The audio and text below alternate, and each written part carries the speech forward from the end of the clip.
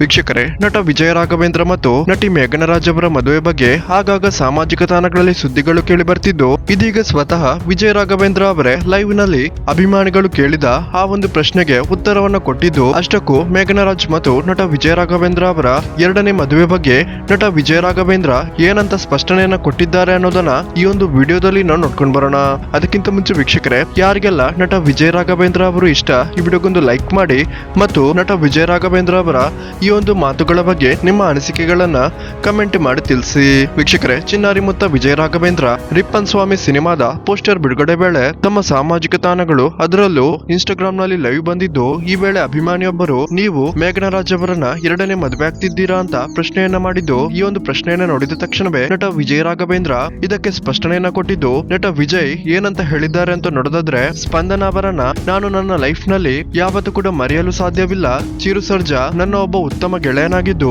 ಮೇಘನಾ ರಾಜ್ ಅವರು ಕೂಡ ನನಗೆ ಒಳ್ಳೆಯ ಗೆಳತಿಯಾಗಿದ್ದು, ಯಾವುದೇ ಕಾರಣಕ್ಕೂ ನಾನು ಸ್ಪಂದನ ಅವರನ್ನ ಮರೆತು